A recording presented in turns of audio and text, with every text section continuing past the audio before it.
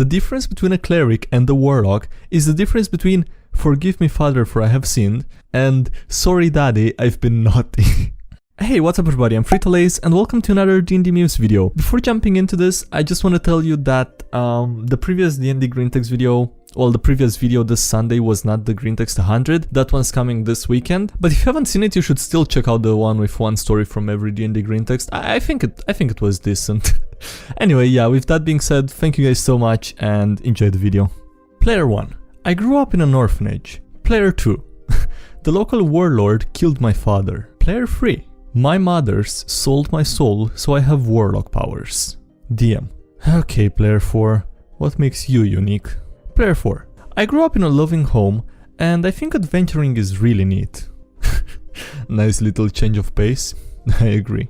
This was my druid. Came from a loving, healthy family, got a job as a botanist at a university, and adventures around with his friends to collect rare plants and enjoy the outdoors. Wait, I don't get it. How can he be an adventurer if he doesn't have an effed up upbringing? They told me playing an atheist in D&D is impossible. Literal god. My PC.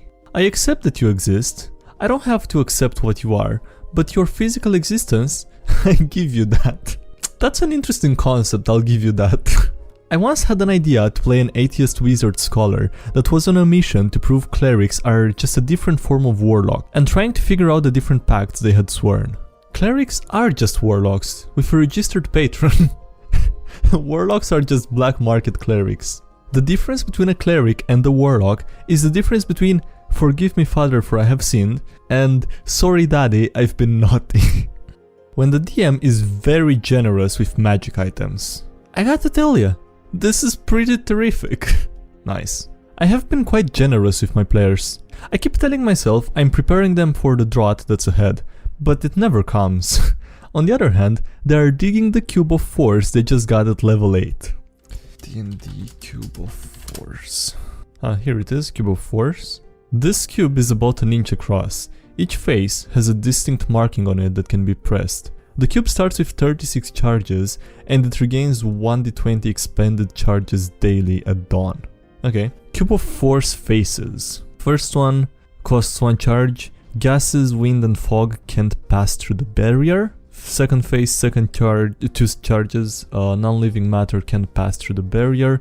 Walls, floors and ceilings can pass through at your discretion. Third phase, 3 charges. Living matter can pass through the barrier. Fourth phase, 4 charges. Spell effects can pass through the barrier. And the fifth phase, 5 charges. Nothing can pass through the barrier. Walls, floors and ceilings can pass through at your discretion. That's fucking cool.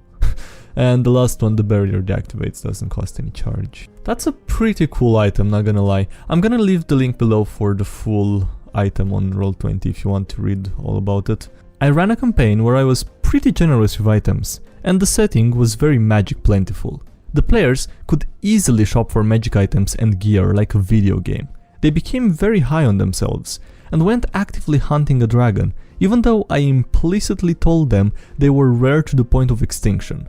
They killed it anyhow, and then abruptly all magic in the world ceased to function. They had killed a foundational creature to magic existing in the world. And there were several sessions where the casters in the group had to melee until they found a way to undo their act. Magic ending was like year 2k worst case for magic users, so a lot of chaos ensued and the party had to keep quiet about their killing of the dragon to prevent being mobbed. Clerical magic was at half level, but all wizards and sorcerer magic casting halted. Magic items, scrolls and potions were inert, and all weapons and armor were taken down to +1 or 2 at best. Everyone freaked out. My wizard almost rage quit, but I promised it was fixable. But they needed to tough it out. They couldn't use magic to fix it, so wish and spell jamming or dimension hopping was out. They couldn't resurrect the dragon either, since cleric casting at half meant even a 20th level wouldn't have 7th level spell slots. So they needed to seek out sage advice. They found a lore master who knew of a way to awaken dragon eggs that seemed to be petrified so long as they were flawless. So they had to find a collector of rare artifacts and were led to a city inside a colossal tortoise shell in the desert that was ruled by a king of thieves. He had a few flawless gold dragon eggs, but required them to kill a rival in the city. They found out everyone in the city was a scumbag, so they ended up murdering the rival and then the king too, while making a daring escape with the egg. A hilarious sword fight between wizards who both couldn't roll a single hit was a high point.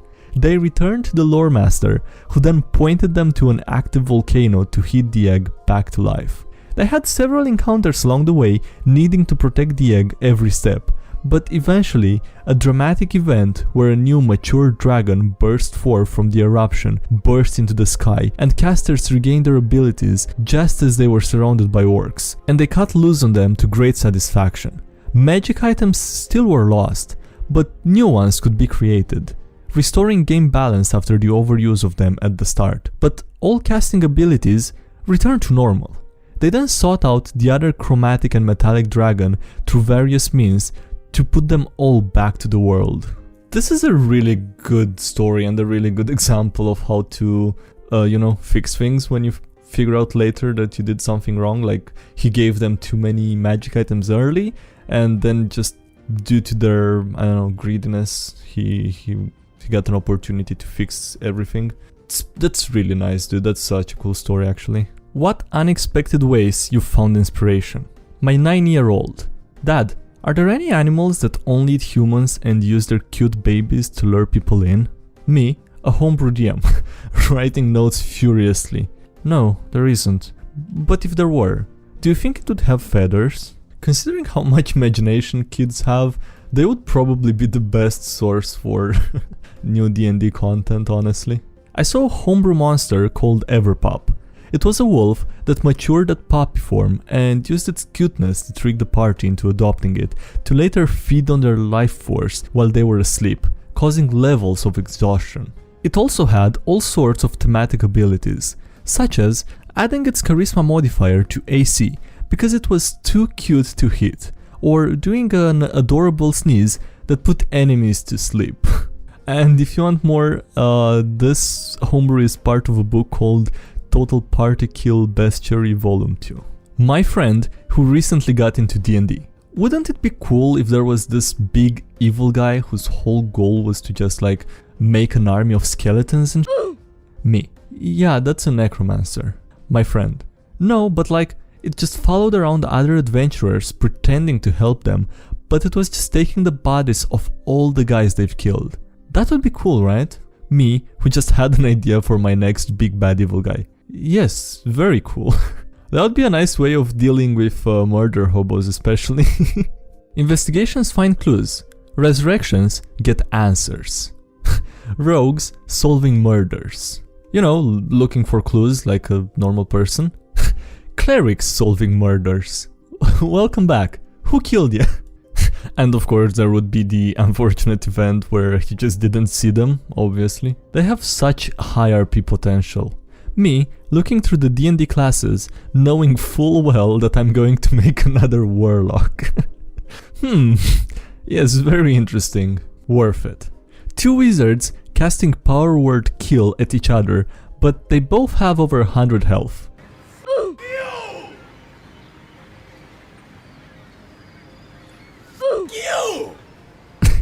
I completely forgot this video existed. I'm gonna leave the link in the description if I don't forget to the full video, if you haven't seen it. Let's be real.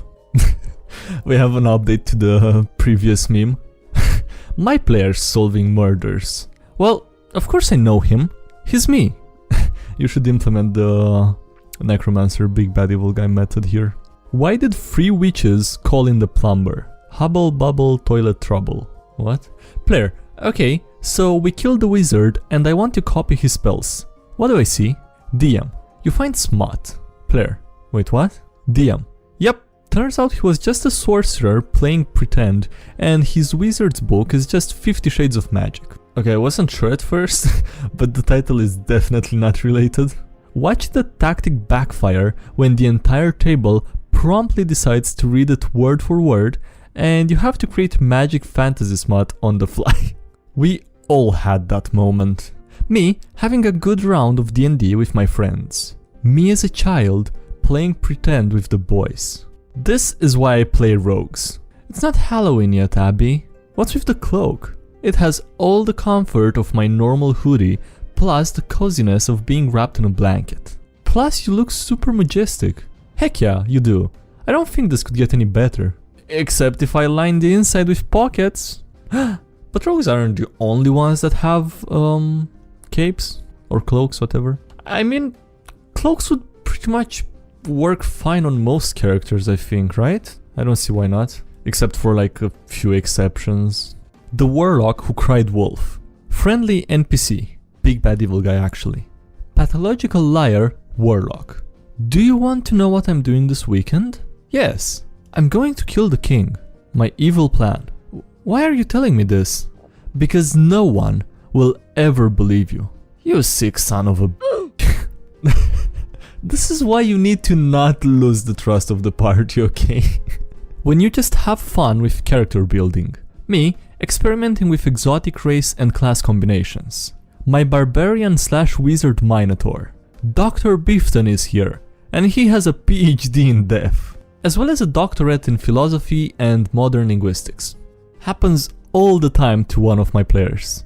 Tell the DM what I'm gonna do. Get cheered on by my fellow adventurers. Roll a 1. I'm a halfling. Roll a 1. God damn it, did I roll a 1 again? Obviously, to balance it out, you roll a 20 while asking a random stranger about the toilet. Wizard. I cast Enhance ability. Cat's Grace. Meanwhile, real cats.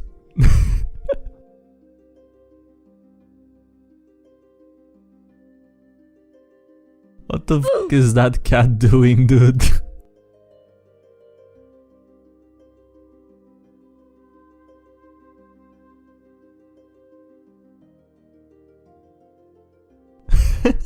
He seems disappointed of himself at the end. Also, owls ain't even that wise. Alright, I think it's time for some comment reviews. Gunslinger. Shoots Monk. Monk out of character. Do bullets count as projectiles? DM. Yes. Monk in pain. Call an ambulance. Monk doing finger guns. But not for me. Well, rip the gunslinger. Funny enough, the tribute thing works for good dragons too. Often, people will pay them to keep them around because their presence tends to scare monsters and evildoers away, effectively making them paid security. Nice. For some reason I'm imagining a dragon as a bouncer at a club or something now. I love how SkyDieRay sounds like he wants to play in all sessions he reads about here and make a character using all the ideas at once. Dude, it's not my fault that all of them sound like nice sessions to be in and most of the ideas are interesting. There's too many possibilities in D&D. Alright, that's it for this video. Thank you guys for watching, I hope you enjoyed it. Please leave a like if you did and subscribe for more if you haven't already. Also, thanks a lot to everyone supporting the channel on Patreon. I really appreciate it, guys. So thanks a lot for everyone supporting the channel there. And yeah, links below if you want to check out the Discord server or if you want to support me on Patreon, follow me on Instagram or Twitter. And yeah, that's it. Thanks again for watching and I'll see you next time. Have a great day, bye!